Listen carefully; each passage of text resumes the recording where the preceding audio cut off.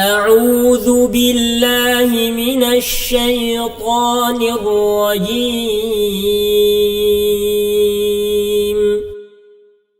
بسم الله الرحمن الرحيم.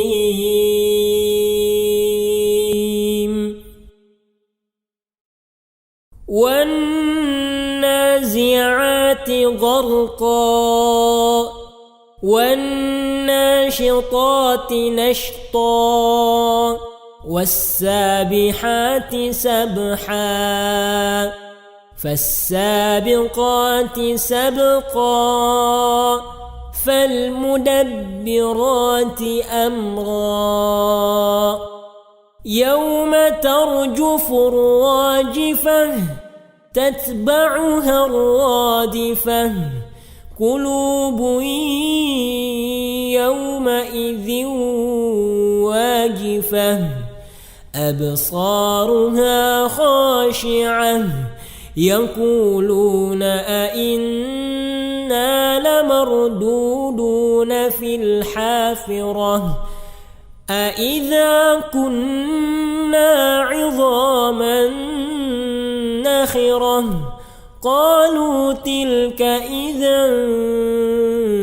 كرة خاسرة فإنما هي زجرة واحدة فإذا هم بالساهرة هل أتاك حديث موسى إذ ناداه ربه بالواد المقدس طوى اذهب إلى فرعون إنه طغى فقل هل لك إلى أن تزكى وأهديك إلى ربك فتخشى فأراه الآية الكبرى فكذب وعصى ثم أدبر يسعى فحشر فنادى فقال أنا ربكم الأعلى فأخذه الله نكال الآخرة والأولى إن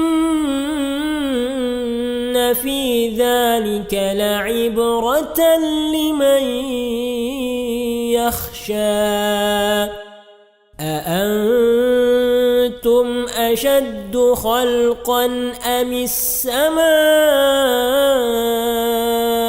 بناها رفع سمكها فسواها وأغطش ليلها وأخرج ضحاها والأرض بعد ذلك دحاها أخرج منها ماءها ومرعاها والجبال أرساها متاعا لكم ولأنعامكم فإذا جاءت الطامة الكبرى يوم يتذكر الإنسان ما سعى وبرزت الجحيم لمن يرى فأما من طغى وآثر الحياة الدنيا فإن الجحيم هي المأوى وأما من خاف مقام ربه ونهى النفس عن الهوى فإن الجنة هي المأوى يسألونك عن الساعة أيان مرساها فيم أنت من ذكراها إلى ربك منتهاها إنما أنت منذر من يخشاها كأنهم يوم يرونها لم يلبثوا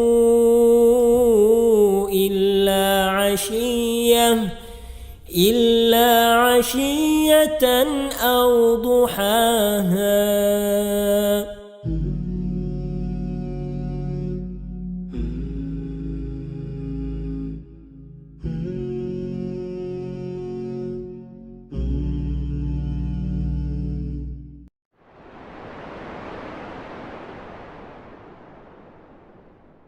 أعوذ بالله من الشيطان الرجيم. بسم الله الرحمن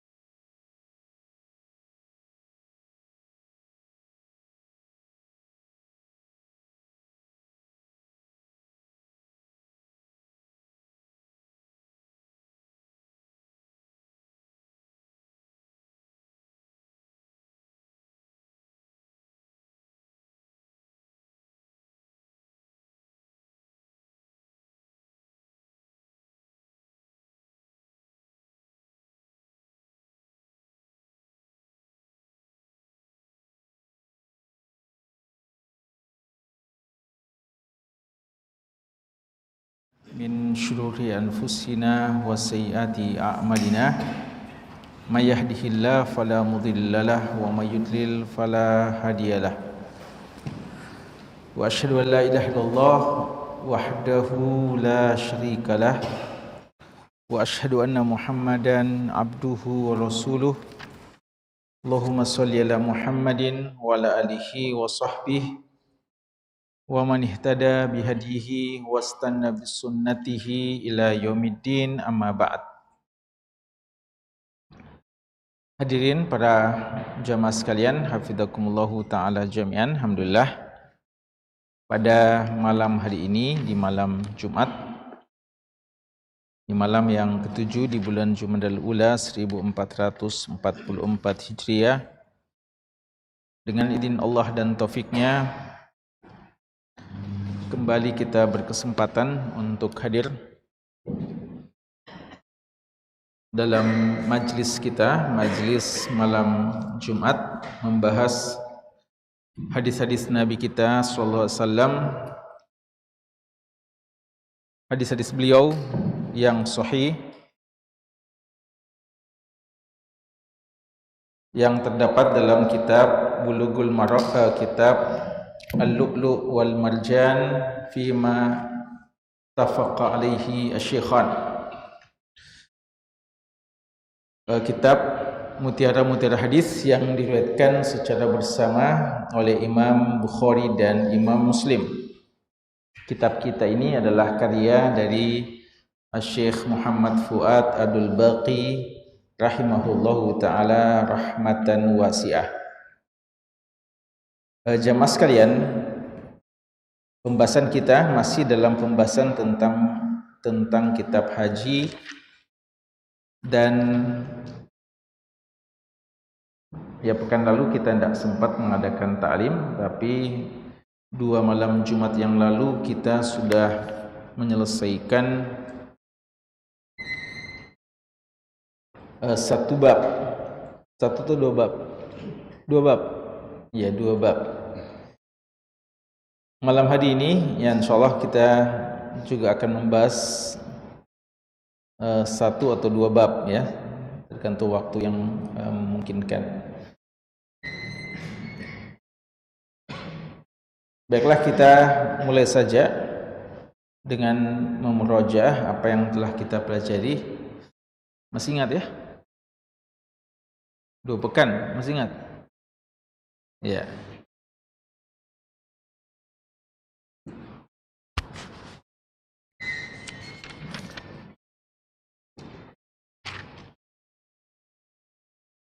Tadi disebut 2 bab.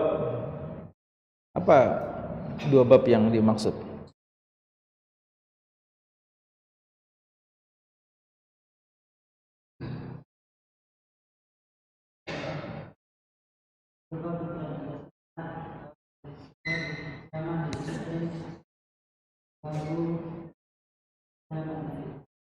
Apa artinya itu?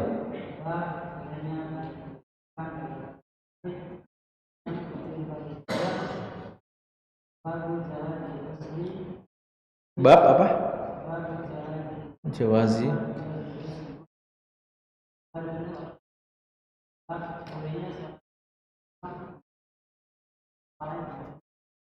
Baik, jayid. Ahsan. Pertanyaan.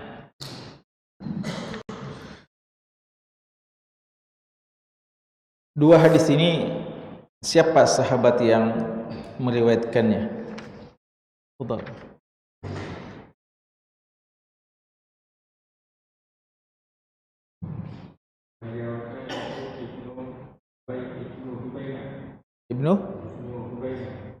Ibnu Buhaina. Siapa itu Ibnu Buhaina?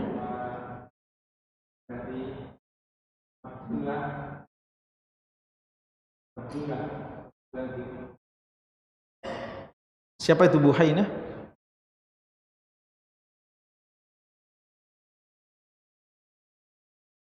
Kalau hadis yang kedua siapa yang meriwayatkan? Ya, taib. Siapa itu Buhaina?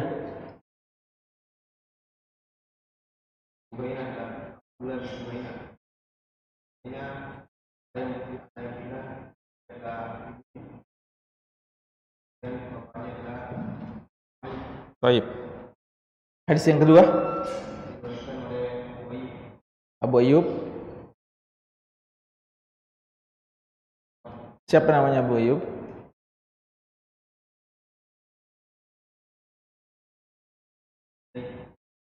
Khalid. Baik. Tarif juga? Iya, antum juga dulu.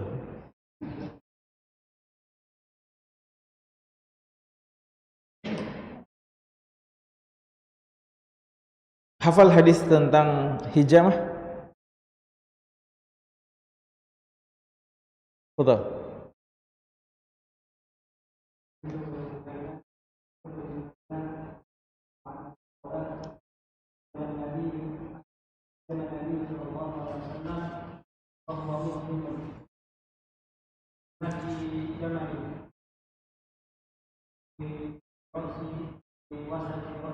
Di wasatil wasih. Baik. Jid. Apa yang antum tahu tentang hadis ini? Hadis yang tadi dibacakan, apa yang antum tahu tentang hadis? Masa dari yang ditahu sama sekali?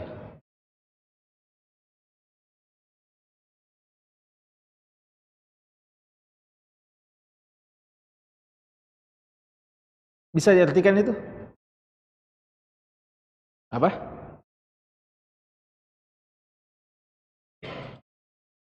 Ya, temannya. Siapa yang lanjut? Ada yang belum.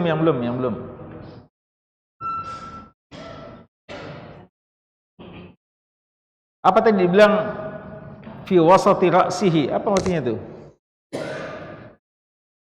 Siapa yang bisa terjemahkan? Siapa yang bisa terjemahkan? Tapi jangan baca buku terjemahnya. Yang belum.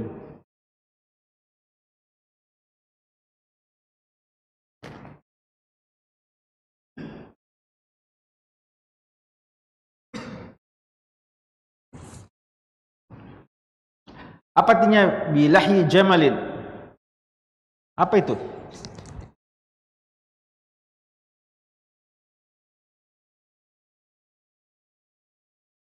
Kenapa? Mana yang lain? Hah? Enggak, yang lain. Kenapa? Berapa orang antum? Masa cuma 3, 4 yang menjawab? Ya.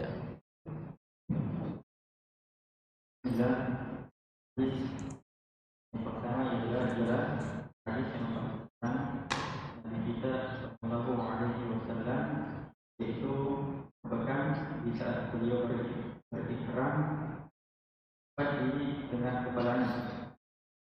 Apa tadi itu tadi yang kami sebutkan itu apa itu? Bilahi jamalin, apa itu? Nama tempat. Baik. Baik, ahsan. Apa kesimpulan yang bisa diambil dari hadis itu?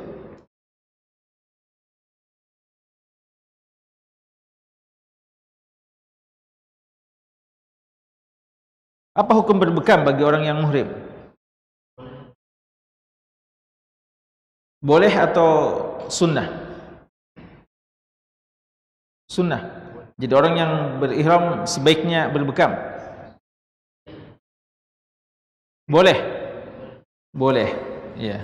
Apa hukum berbekam sendiri? Bekam itu sendiri apa hukumnya?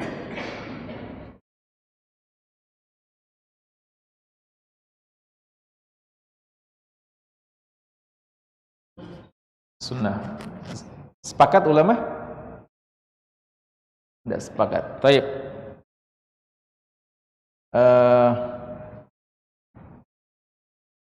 Bagi seorang yang berihram lalu terpaksa berbekam karena adanya penyakit, lalu dia harus melakukan hal yang melanggar aturan ihram, bagaimana hukumnya? Di antara aturan ihram seperti tidak boleh cukur rambut, tidak boleh mencabut bulu rambut umpamanya. Bagaimana kalau dia terpaksa bekam? Apa yang harus dilakukan? Atau tidak ada masalah sama sekali? Iya, jawab, silakan.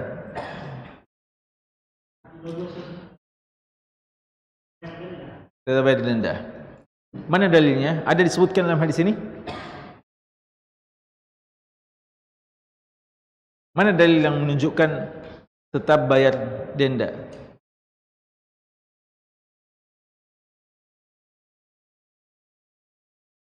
Hadis apa? Ka'ab bin Ujrah radhiyallahu ta'ala. Baik. Hadis yang kedua. Siapa yang mau menjelaskan kesimpulan, ikhtisar, ringkasan dari hadis yang kedua? Gimana itu? Tentang apa itu? Ya, tidak apa-apa ke depan kalau sudah ada yang masih ada yang di belakang? Iya.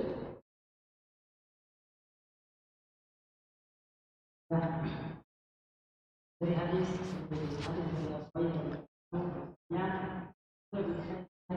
kata sahabat dan sesuatu alamat dua dan lima pendapat bahwasanya Abdullah bin Abbas mengatakan boleh seorang bermuhrim ihram mencuci kepalanya, akan sesuatu dengan alamat tidak boleh mencuci kepalanya dengan ihram. Lantas Abdullah bin Abbas mengutus atau menyuruh Abdullah bin Hanan untuk bertanya bagaimana Nabi SAW mencuci kepala ketika berihram pada Abu Ayyub Al-Ansari. Kemudian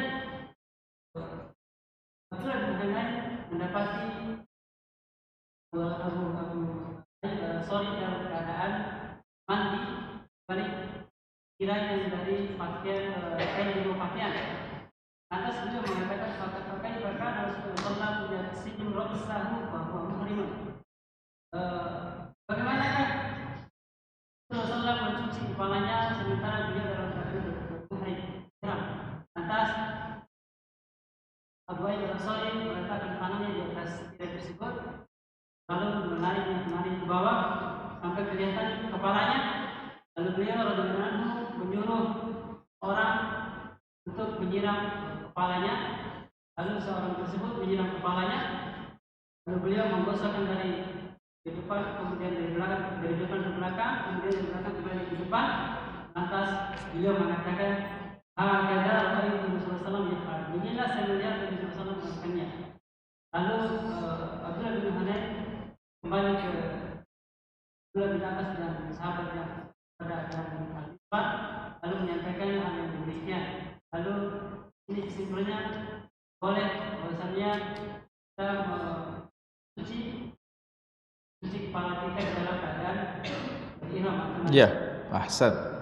Jadi pertanyaannya, boleh hendak orang yang berihram mencuci kepala, ya, mencuci rambut? Ternyata jawabannya bukan sekedar boleh tidaknya, tapi juga diajarkan kaifiatnya, ya, diajarkan caranya. Lalu gimana sendiri Miswar bin Makhramah ketika mendengarkan hal itu? Apakah beliau menerima itu atau beliau masih belum mau menerima? Beliau langsung menerima. Ya.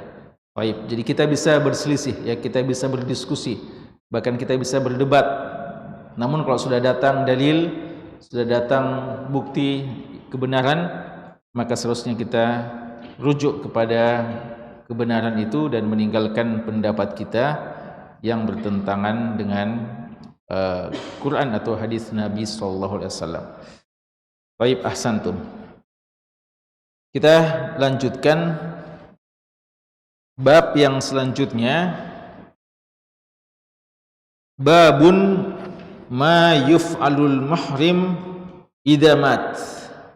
Bab tentang apa yang dilakukan kepada seorang muhrim ketika dia meninggal dunia. Apa yang dilakukan kepada seorang yang sedang ihram, lalu dia masih sementara ihram, lalu dia meninggal dunia. Hadis yang ke-753, hadisu Ibni Abbasin radhiyallahu anhuma qala. Hadis yang datang dari sahabat yang mulia Abdullah bin Abbas radhiyallahu anhuma, beliau mengatakan, bainama rajulun waqifun bi Arafah. Ketika ada seorang yang sedang berwukuf di Arafah, id waqa'a an rahilatihi, dan ternyata beliau terjatuh dari kendaraannya. Fawaqasathu au qala fa'auqasathu, lalu kendaraannya yaitu untanya melemparkan dia dan menginjaknya sehingga lehernya patah, ya, sehingga lehernya patah, meninggal dunia tentunya. Qala Nabi sallallahu alaihi wasallam, maka Nabi sallallahu alaihi wasallam bersabda, iksiluhu bima'in wasidrin. Mandikan dia dengan air dicampur dengan sidr, daun bidara. Wa kaffinuhu fi thawbaini, dan kafanilah dia di dua pakaiannya. Wala tuhannituhu, dan jangan berikan wangi-wangian, jangan berikan parfum. Wala tukhammiru ra'sahu, dan jangan tutup kepalanya. Fa innahu yub'atsu yaumal qiyamati mulabbiya, karena sesungguhnya dia kelak akan dibangkitkan di hari kiamat dalam keadaan bertalbiyah. Ini hadis yang pertama yang kita bahas malam ini. Hadis yang menjelaskan tentang bagaimana perlakuan kita ketika mendapati seorang yang sedang ihram lalu didatangi oleh ajalnya, meninggal dunia, dan dia belum tahallul, belum berlepas diri dari ihramnya, masih sementara melaksanakan ibadahnya. Hadisnya datang dari sahabat Abdullah bin Abbas radhiyallahu anhu, dikatakan ada seorang laki-laki, rajulun. Siapa laki-laki ini? Para pensyarah hadis tidak mendapatkan keterangan yang pasti tentang siapa sahabat yang dimaksudkan. Dan ini tidak masalah, ya, cukuplah sahabat ini menjadi satu contoh yang sangat mulia sebagai seorang yang dipersaksikan bahwa kelak akan dibangkitkan dalam bertalbiyah walaupun tidak disebutkan namanya, ya. Jadi berapa banyak manusia-manusia yang mulia tidak disebut namanya, tidak diketahui namanya, padahal dia pasti orang yang mendapatkan husnul khotimah. Ya, sahabat ini di antara tanda-tanda contoh orang yang mendapatkan husnul khotimah. Dan tentu saja kedudukannya sangat mulia di sisi Allah Subhanahu wa taala. Bahkan dikatakan inilah contoh yang pertama yang meninggal dalam keadaan ihram. Ya, karena itu hadis ini diangkat sebagai contoh. Dan kira-kira apa masih memungkinkan setelah ini ada orang yang meninggal dalam keadaan ihram? Masih memungkinkan atau tidak? Masih memungkinkan, ya, masih saja boleh jadi dan masih saja ada, ya, hingga hari ini orang yang meninggal dunia dalam keadaan ihram. Dan orang inilah yang pertama kali dan darinya lah ditetapkan hukum atau dijelaskan masalah ini oleh Nabi kita sallallahu alaihi wasallam. Biasa, ya, kadang ketika disembunyikan identitas seorang yang disebutkan dalam hadis, kadang karena ada aibnya atau ada masalahnya. Ketika terjadi maksiat, ya, lalu akhirnya dia ditegur atau dia dihukumi, maka kadang tidak disebutkan identitasnya. Salah satu sebabnya, penjelasannya kata ulama kita adalah untuk menutupi aibnya, dan yang penting adalah mengambil pelajaran darinya. Tapi ada juga yang semacam ini, tidak disebutkan orangnya, padahal dia adalah untuk satu bentuk kemuliaan. Apakah ini satu hal yang kurang? Ya, ternyata tidak, ya. Karena sekalian, bukan suatu syarat kebaikan seseorang dikenal di tengah-tengah manusia, ya. Syarat adalah bagaimana seorang melakukan amal soleh, ikhlas kepada Allah dan mengikuti sunnah Nabi SAW. Sebagian mereka dikenal oleh penduduk bumi dan sebagian mereka tidak dikenal sama sekali, tapi mereka adalah orang-orang yang harum namanya di penduduk langit dan di sisi Allah Subhanahu wa taala. Bainama rajulun waqifun bi Arafah, dia sedang wukuf di Arafah, sedang melakukan satu manasik yang paling mulia, al-hajju Arafah. Kata Nabi kita sallallahu alaihi wasallam, haji itu intinya adalah wukuf di Arafah. Ya, walaupun rukun haji bukan cuma wukuf di Arafah, tapi yang paling afdol, yang paling penting adalah wukuf di Arafah. Dan orang ini berkendaraan. Bolehkah kita naik kendaraan pada waktu wukuf?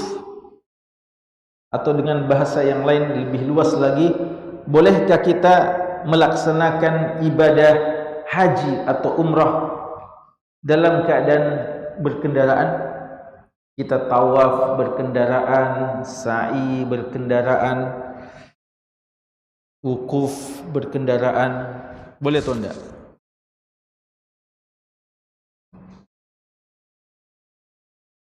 Rozik, Boleh atau tidak? Antum waktu umroh kemarin naik kendaraan atau jalan kaki? Jalan kaki. Ada yang naik kendaraan? Ada yang didorong-dorong? Pakai kursi roda? Ada. Ada yang naik motor? Hah? Apa? Jarang motor. Di dalam Ka'bah, di dalam Masjid Haram tidak ada yang motor? Ada sekarang motor, ya, ada sekarang, ya. Masjid Haram kenapa? Ada dekatnya, iya. Berarti boleh ya? Iya. Jadi boleh, ya. Jadi boleh. Tapi tentu saja utamanya bagi yang ada halangannya atau mungkin agak berat, ya, punya uzur. Tapi dibolehkan, ya. Jadi Nabi kita juga sallallahu alaihi wasallam berjalan dan kadang ya ada di atas kendaraannya. Jadi boleh, ya. Dan orang ini sedang berada di kendaraannya. Dalam sebagian riwayat di atas untanya. Dalam hadis yang kita baca ini tidak disebutkan. Tapi dalam sebagian riwayat yang lain di atas untanya. Dan ternyata qadarullah wa ma syaa fa'al, unta ini bergerak dengan kerasnya, ya, sampai menjatuhkan orang ini, menjatuhkannya dan sampai terjatuh, terlempar dan terinjak lagi hingga patah lehernya dan meninggal seketika. Radhiyallahu taala anhu. Nah, sekarang bagaimana perlakuan tentang orang yang semacam ini? Kata Nabi SAW, iksiluhu bima'in wasidrin. Hadis ini menjelaskan bahwa orang yang meninggal dalam keadaan ihram tetap dimandikan jenazahnya, ya, tetap dimandikan jenazahnya. Berarti berbeda dengan orang yang mati syahid. Kalau orang yang mati syahid dalam artian syahid dunia dan akhirat, mati di medan peperangan jihad fisabilillah, maka tidak perlu dimandikan, bahkan dibiarkan dengan luka dan darahnya, ya, dibiarkan dengan luka dan darahnya, karena itulah darah kemuliaan. Adapun orang yang mati ihram, mati dalam keadaan berihram, tetap dimandikan dengan air tentunya dan dengan sidr, dengan daun bidara, ya, sebagaimana jenazah-jenazah yang lainnya. Namun ada perbedaannya, ya. Jadi ada perbedaannya dengan orang yang mati syahid, sebagaimana ada juga perbedaannya dengan orang yang mati biasa, orang yang jenazah biasanya. Apa itu? Kata Nabi sallallahu alaihi wasallam, wa kaffinuhu fi thawbain. Kafanilah dia dengan dua pakaiannya. Pakaiannya maksudnya itu adalah pakaian ihramnya. Kan pakaian ihram itu satu pasang, ya, rida bagian atasnya dan izar di bagian bawahnya. Maka dikafani dengan dua pakaian tersebut. Padahal sunnahnya kafan untuk laki-laki berapa? Sunnah kafan, kain kafan untuk laki-laki 3, ya, untuk laki-laki 3. Tapi di sini dikatakan cukup 2 saja. Artinya pakaikan kafan dengan pakaian ihramnya itu, ya, dengan pakaian ihramnya itu. Dari sini sebagian ulama kita mengatakan bahwa boleh saja seorang yang meninggal dunia, walaupun meninggal dunia biasa, ya, dikafani dengan pakaian yang dikenakannya, ya, pakaian yang dikenakannya. Artinya dalam kondisi normal, ya, bukan mati dalam keadaan ihram. Boleh saja. Dan ini kata Imam Nawawi sebagai satu ijma', sepakat, boleh saja. Walaupun tidak ada keutamaannya, ya. Adapun orang ini kenapa dikatakan utama? Karena ketika dikafani, dia dikafani dengan pakaian kemuliaannya, pakaian yang dia kenakan dalam keadaan ibadah kepada Allah Subhanahu wa taala. Sehingga persyaratan kain kafan yang untuk laki-laki sebaiknya 3, maka itu tidak berlaku untuk orang yang meninggal dalam keadaan ihram. Cukup 2. Bahkan sebagian ulama kita mengatakan jangan diganjilkan, karena dia memakai pakaian yang memang dia pakai, ya, untuk yang dia pakai ketika dia berihram. Pertanyaan, sebagian kita kalau selesai ihram, bagaimana dengan pakaian ihram kita? Kita tinggalkan saja, memberatkan koper kita, atau kita bawa pulang sebagai kenang-kenangan, atau bisa kita kasih nanti orang yang mau juga ihram, ya. Atau kita bawa pulang supaya menjadi kain kafan kita, ya. Ada juga itu, ya, mau nanti kain kafannya dari pakaian ihramnya. Apakah itu sunnah atau tidak boleh, atau boleh? Apakah sunnah, boleh atau tidak boleh? Jawabannya tidak mengapa insyaallah, tapi tentu saja tidak cukup, ya, kalau cuma 2 kain, nanti perlu ditambah lagi, ya, perlu ditambah kain yang ketiga. Tapi kita katakan tidak ada keutamaan secara khusus, ya, tidak ada keutamaan secara khusus. Yang ada keutamaannya dikafani dengan pakaiannya adalah yang memang meninggal dalam keadaan ihram. Adapun kita yang pernah pakai kain itu waktu kita ihram, tapi ternyata alhamdulillah kita masih dipanjangkan umur kita, ya. Ini dari satu sisi, ya, Allah masih berikan kesempatan kita untuk hidup.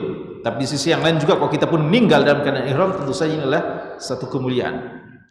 Bagi orang yang masih hidup setelah dia melakukan ihram, maka tidak mengapa dia pakai kain ihram itu kelak untuk kafannya dia siapkan, tapi kita katakan tidak ada keutamaan khusus, ya, tidak ada keutamaan khusus. Jadi boleh saja, ya, boleh. Wa kafinuhu fi thawbaini. Lalu wala tuhannituhu, jangan pakaikan parfum, wangi-wangian.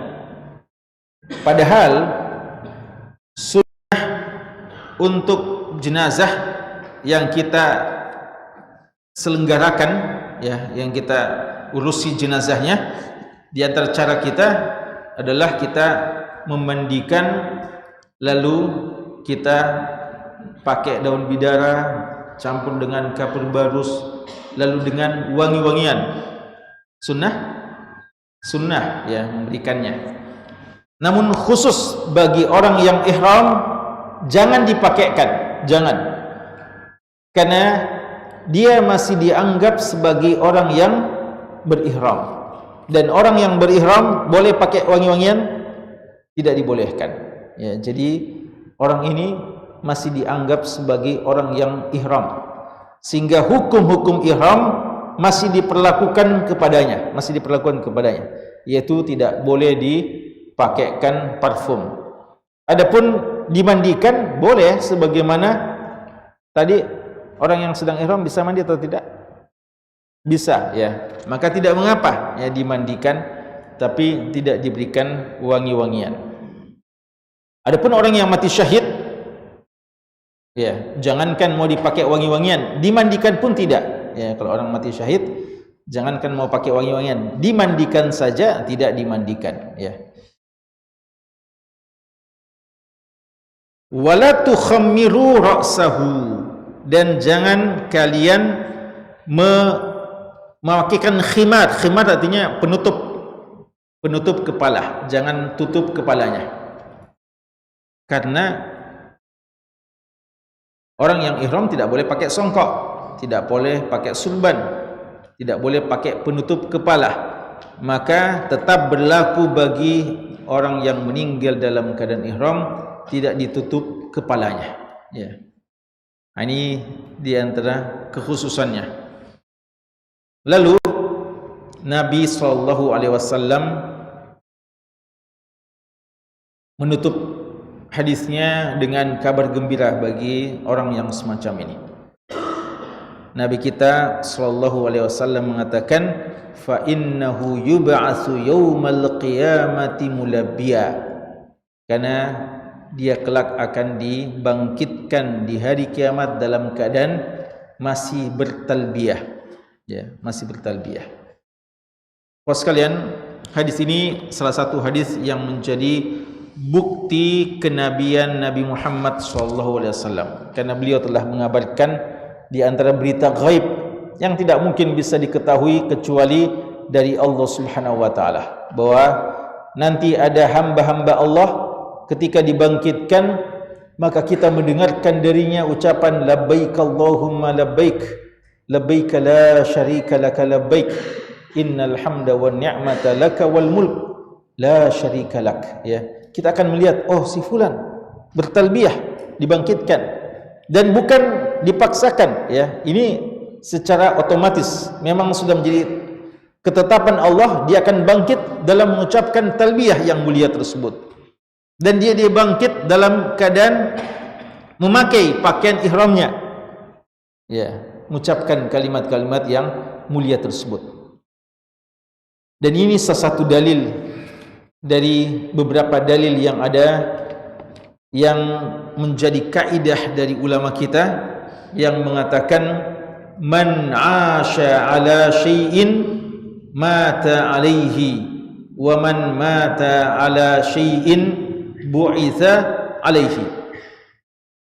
Man 'asha 'ala syai', siapa yang hidup dengan satu keadaan, mata 'alaihi, dia akan meninggal dalam keadaan seperti itu. Wa man mata 'ala syai'in, dan siapa yang meninggal dengan satu model kematian, bu'isa alaihi, dia juga akan dibangkitkan dalam keadaan seperti itu. Kaidah ini banyak disebutkan oleh ulama kita. Ibnu Qayyim rahimahullah taala menyebutkannya, dan Ibnu Katsir rahimahullah taala menyebutkannya ketika menafsirkan firman Allah Subhanahu wa taala, ya ayyuhalladzina amanu taqullaha haqqa tuqatih wa la tamutunna illa wa antum muslimun. Kan ayat ini sering kita baca, tapi tidak semua di antara kita mentadabburinya. Allah Subhanahu wa taala mengatakan, wahai sekalian orang yang beriman, bertakwalah kepada Allah dengan sebenar-benarnya takwa, dan jangan kalian meninggal kecuali dalam keadaan Islam. Berarti target utamanya meninggal dalam keadaan Islam. Maka tujuan kita adalah al-mautu alal Islam. Tapi bagaimana sebenarnya maut dalam keadaan Islam? Bagaimana itu orang meninggal dalam keadaan Islam? Allah Subhanahu wa taala ketika mengatakan, ya, Allah memerintahkan lalu melarang. Apa yang Allah perintahkan? Ittaqullaha haqqa tuqatih. Lalu apa yang Allah larang? Jangan mati kecuali dalam keadaan Islam. Ketika Allah mengatakan jangan kita mati kecuali dalam keadaan Islam, sebelumnya Allah mengatakan bertakwalah kepada Allah dengan sebenar-benarnya takwa. Artinya orang yang mau mati dalam keadaan Islam, hidupnya mesti juga hidup dalam keadaan Islam. Banyak, bahkan mungkin semua orang kalau ditanya mau mati dalam keadaan Islam, mereka mengatakan mau, karena ada firman Allah, wala tamutunna illa wa antum muslimun.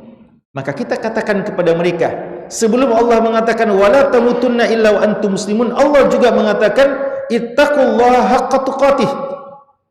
Semua mau mati dalam keadaan Islam, tapi tidak semua mau hidup dalam keadaan Islam. Inilah masalahnya, ya. Padahal cara untuk mendapatkan mati dalam keadaan Islam, hiduplah dengan cara hidup yang Islami. Itulah cara untuk mati dalam keadaan Islam. Karena siapa yang hidup dalam keadaan Islami, maka insya Allah matinya pun dalam keadaan yang seperti itu. Karena man asya ala syai' mata alaihi. Siapa yang telah terbiasa dengan satu keadaan, maka dia akan meninggal dalam keadaan seperti itu. Dan ini banyak contohnya, ya. Imam Qayyim rahimahullah ta'ala menunjukkan beberapa contoh-contoh, dan banyak ulama kita menyebutkan seperti itu. Di antara contohnya adalah sebagian sering kita mendengarkan orang yang hidup dengan Al-Quran, ketika sakit, maka yang dia cari adalah Al-Quran. Kalau dia tidak bisa lagi membaca, mungkin dia suruh orang membacakan dan dia mencoba memurojaah hafalan-hafalannya yang biasa selama ini dia baca atau dia hafalkan. Tidak tenang hatinya kecuali dengan apa yang telah terbiasa dia lakukan, yaitu mendengarkan Al-Quran. Dan biasanya orang semacam itu meninggalnya dalam keadaan membaca Al-Quran. Dan sudah banyak kisah-kisah semacam ini, kisah-kisah yang bukan kisah-kisah fiksi, kisah-kisah nyata, waqi'i, ya, bahwa orang-orang yang penghafal Quran matinya juga kadang dalam memurojaah hafalan-hafalannya. Sebagaimana, ya, bahkan ya sebagaimana pernah yang kita juga sebutkan, ada orang yang dalam keadaan koma pun, ya, atau paling tidak kalau bukan dalam keadaan koma, dalam keadaan dia sudah dioperasi dengan kelihatannya tidak sadar dan tidak connect lagi dengan kita, tapi lisannya terus masih membaca Al-Quran. Dia tidak lagi berhubungan dengan alam luar seakan-akan, tapi lisannya masih terus dengan bacaan Al-Qurannya. Ini adalah kebiasaan yang baik yang Allah Subhanahu wa taala jadikan kepada orang-orang yang telah terbiasa dengan kebaikan itu. Dan mungkin kita sudah sering mendengarkan kisah dari seorang ahli hadis yang mulia, Abu Zur'ah Ar-Razi rahimahullahu taala. Abu Zur'ah Ar-Razi seorang ahli hadis, guru dari Imam Muslim, ya, dan juga rekan dari Abu Hatim Ar-Razi dan Imam Bukhari, juga saling mengambil manfaat di antara mereka. Dan Imam Muslim sendiri ketika menulis kitab Sahih Muslim, di antara orang yang beliau minta untuk memurojaah kitab Sahih Muslim adalah Abu Zur'ah Ar-Razi rahimahullah. Abu Zur'ah Ar-Razi rahimahullah, ahli hadis yang mulia ini, menjelang kematiannya beliau dikelilingi oleh murid-muridnya dan orang-orang yang menjenguknya, dan mereka sudah melihat bahwa ini sudah ada tanda-tanda, ya. Tapi sunnahnya, kalau kita melihat orang yang mau meninggal dunia, kita apakan? Kita talqinkan, ya. Kita talqinkan. Laqinu mautakum la ilaha illallah. Tapi semuanya merasa agak segan. Masa syekh, ya, masa imam ini kita ajari, ya, la ilallah. Padahal selama ini beliaulah yang ajari kita. Dan apa yang terjadi? Ya, Imam Abu Zur'ah Ar-Razi rahimahullah taala, sebagaimana kebiasaannya, ya, beliau hidup dengan hadis Nabi sallallahu alaihi wasallam, mengajarkannya dan mengamalkannya. Maka beliau minta murid-muridnya untuk membacakan hadis yang pernah beliau riwayatkan dan yang dicatat oleh murid-muridnya, dan beliau mengikutinya. Satu hadis selesai, dua hadis, dan seterusnya sampai kepada hadis yang mengatakan man kana akhiru kalamihi la ilaha illallah, man kana akhiru kalamihi, dalam sebagian riwayat minad dunya la ilaha illallah dakhalal jannah. Barang siapa yang akhir perkataannya di dunia ini mengucapkan la ilaha illallah, masuk surga. Imam Abu Zur'ah Ar-Razi ikut membaca hadis ini, dan ketika beliau selesai membaca hadis ini, datanglah ajal beliau, ya, rahimahullahu taala rahmatan wasi'ah. Man 'asha 'ala syai'in mata 'alaihi. Siapa orang yang terbiasa dengan satu model kehidupan, dia akan meninggal dalam keadaan seperti itu. Dan sebaliknya, waliyadzubillah, ya. Ibnu Qayyim juga menyebutkan berapa banyak orang ketika menjelang kematiannya ditalqinkan, dibacakan Al-Quran, tapi merasa terganggu dan mengatakan jauhkan dari saya ini, terganggu dengan bacaan-bacaan Al-Quran, dan minta untuk dinyanyikan nyanyian-nyanyiannya, ya, yang biasa dia nyanyikan.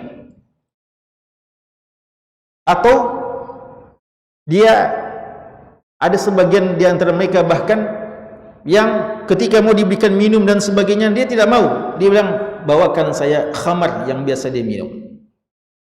Lalu kemungkinan dia meninggal dalam keadaan seperti itu. Menjelang kematiannya, ya, alih-alih dia mau tobat, bahkan dia justru mencari lagi kebiasaannya. Kan memang sudah terbiasa, tidak enak lagi hidupnya tanpa itu. Ya. Waliyadzubillah. Maka hati-hati jemaah sekalian. Ya, man asya ala syai'in bu'itsa alaihi. Man asya ala syai'in mata alaihi. Dan sebaliknya, wa man mata ala syai'in dan selanjutnya, wa man mata ala syai'in bu'itsa alaihi. Siapa yang meninggal dalam satu keadaan, dia akan dibangkitkan dengan keadaan seperti itu.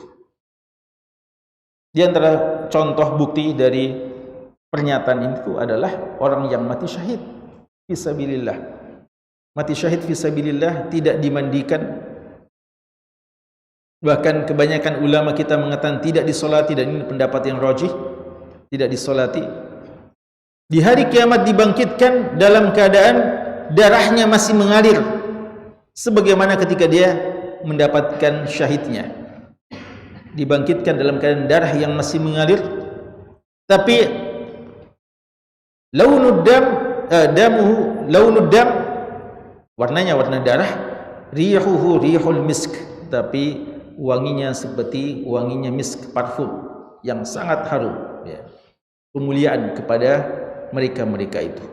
Dia dibangkitkan dalam keadaan seperti ketika dia berjuang fi sabilillah dengan darah-darah luka-lukanya, tapi bukan satu kehinaan. Ya, darah-darah adalah saksi-saksi yang terbaik bagi mereka di hadapan Allah Subhanahu wa taala. Bahkan Allah muliakan dengan bau yang sangat wangi dari tubuh-tubuh mereka. Padahal itu darah yang biasanya amis, ya, tapi mereka dimuliakan oleh Allah dengan kemuliaan tersebut. Dan di antaranya ikhwas sekalian adalah ini, ya. Bu'itsa alaihi, dibangkitkan dalam keadaan bertalbiyah, meninggalnya dalam keadaan talbiyah, maka dibangkitkannya pun dalam keadaan talbiyah. Labbaik Allahumma labbaik. Adakah sebaliknya? Ada sebaliknya. Dalam Sahihain juga disebutkan orang yang meninggal dunia dalam keadaan bunuh diri, waliyadzubillah. Orang yang meninggal dalam keadaan bunuh diri, man akala summan, ya, au man tahassa summan, ya, barang siapa yang makan racun, minum racun, lalu dia meninggal dunia, maka kelak dibangkitkan, dan nanti di hari kiamat dia akan disiksa dengan apa? Dengan makan racun terus, ya. Jadi dia menyiksa dirinya dengan makan racun. Mati, dibangkitkan lagi, makan racun lagi, mati, dan terus berlanjut. Dan siapa yang meninggal dunia dalam keadaan melempar dirinya, menjatuhkan dirinya, buang diri dari tempat yang tinggi, maka dalam hadis dikatakan dia akan disiksa kelak di neraka jahanam, dari jabal jahanam, dari gunung-gunungnya neraka jahanam, dan melemparkan dirinya, ya. Dan kalau dia mati dibangkitkan lagi, lalu begitu seterusnya. Ya dan billah. Bu'itsa alaihi. Wa man qatala nafsahu bihadidah, dan siapa yang membunuh dirinya dengan hadidah. Apa itu hadidah? Dengan senjata tajam, pisau apa dan apa saja. Maka nanti dibangkitkan dalam keadaan seperti itu juga, terus bunuh dirinya, dia tusuk dirinya, ya. Dibangkitkan dalam seperti itu, dan juga di neraka dia sendiri yang menyiksa dirinya. Ya dan billah. Bu'itsa alaihi. Maka ini kabar-kabar yang pasti benarnya. Tinggal kita mau pilih yang mana, ya. Yang mana kita mau, apakah kita mau mati dalam keadaan yang terbaik dan dibangkitkan dalam keadaan yang terbaik. Waktunya kita mulai sejak sekarang, ya. Hidup dengan cara yang Allah ridhoi, cara yang Allah cintai, untuk mendapatkan mati yang terbaik dan untuk mendapatkan kebangkitan yang terbaik. Bapak sekalian, mungkin ada yang mengatakan, bagaimana dengan hadis yang mengatakan wa innar rajula la ya'malu bi amali ahli jannah hatta ma yakuna bainahu wa bainaha illa dhira' fayasbiqu alaihi alkitabu fayamalu bi amali ahli nar fayadkhuluha. Ada orang yang sepanjang hidupnya kelihatannya melakukan kebaikan, amalan-amalan penduduk surga yang selalu dilakukannya. sehingga tidak ada lagi seakan-akan antara dia dengan surga kecuali sehasta, zira'. Sudah kelihatan surga begitu dekat, dia hampir dapatkan. Lalu ternyata dia mengamalkan amalan ahli neraka, lalu dia mati dalam keadaan seperti itu. Fayadkhuluha. Bagaimana dengan hadis seperti itu? Maka ada dua hal yang perlu untuk kita fahami tentang hadis Ibnu Mas'ud tersebut, dan diriwayatkan juga oleh sebagian sahabat yang lain. Yang pertama adalah menunjukkan pentingnya istiqamah. Pentingnya istiqamah. Biasa ada orang, waliyadzubillah, sudah terbiasa dengan melakukan kebaikan, namun dia mungkin mengatakan, ya sekali-kali, ya kita coba-coba juga, masa soleh terus, ya masa kebaikan terus, pahala terus, sekali-kali juga kita rasakan apa yang dilakukan itu para ahli maksiat. Hati-hati dengan perkataan yang semacam ini. Boleh jadi itu adalah kali pertama Anda mencoba perbuatan maksiat, ternyata ajal datang menjemput Anda. Ya dan billah. Ada saja kasus seperti itu, walaupun hadis ini menjelaskan ini sedikit, makanya dikatakan wa innar rajula, ya. Dia adalah contoh, tapi ada yang terjadi seperti itu. Hal yang kedua tentang hadis itu adalah ulama kita menjelaskan, dan ini disebutkan dalam lafaz Bukhari, bahwa orang yang semacam ini biasanya adalah orang yang tidak ikhlas dalam amalannya. Kan itu dalam sebagian riwayat dikatakan wa innar rajula la ya'malu bi amali ahlil jannah fima yabdu linnas. Ada lafaz tambahan, dan ini lafaz yang sangat penting. Dalam hadis dikatakan fima yabdu linnas, menurut apa yang tampak pada manusia. Orang kalau lihat dia, orang mengatakan ini fulan orang yang sangat bagus, tapi ternyata dia tidak ikhlas. Maka orang yang tidak ikhlas akan ketahuan, dan entah ketahuannya di akhirat, ya maka orang yang pertama kali dicampakkan ke dalam neraka adalah tiga manusia yang mulia sebenarnya amalannya: mujahid, qari'ul Quran, dan munfiq. Tapi menjadi orang yang pertama kali dipermalukan, dicampakkan ke dalam neraka karena tidak ikhlas. Baru ketahuan di hari kiamat, baru kita tahu di hari kiamat. Ya dan billah. Atau boleh jadi sebelum hari kiamat ada orang yang memang sudah akhirnya ketahuan tidak ikhlasnya. Selama ini dikatakan Masya Allah begitu baiknya, namun ternyata dia tidak ikhlas, sehingga tidak akan mendapatkan husnul khotimah. Ujung-ujungnya akan ketahuan belangnya, ternyata dia tidak ikhlas, maka dia tutup amalannya dengan amalan penduduk neraka. Maka ini menunjukkan kepada sekalian pentingnya keikhlasan. Adapun orang yang selalu istiqamah dan selalu ikhlas dalam amalannya, maka insya-Allah Allah tidak akan kecewakan dia, tidak di hari kiamat dan tidak dalam mengakhiri kehidupannya di dunia ini. Maka satu kemuliaan ketika Allah telah menjadikan kita orang yang selalu cenderung dengan kebaikan, suka dengan kebaikan, tidak tertarik dengan kejahatan-kejahatan, kemaksiatan. Jaga terus nikmat tersebut, ya.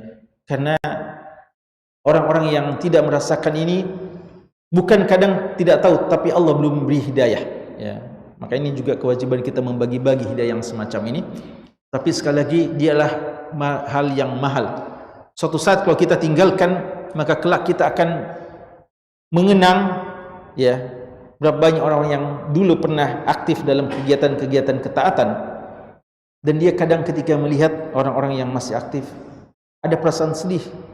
Cuma rasanya dia sudah tidak punya kekuatan, kemampuan untuk kembali pada masa-masa indah dalam ketaatan tersebut. Sudah ada halangan-halangan, ya, entah karena kemaksiatan menjadikan keras hatinya, sulit lagi untuk melakukan kebaikan, atau faktor-faktor penghalang lainnya. Maka ya, mumpung Allah Subhanahu wa taala telah memberikan kepada kita hidayah, jaga hidayah terus itu dengan sebaik-baiknya, pelihara istiqamah, dan insyaallah Allah tidak akan kecewakan kita. Allah Subhanahu wa taala akan menutup juga hidup kita di dunia dengan ketaatan tersebut.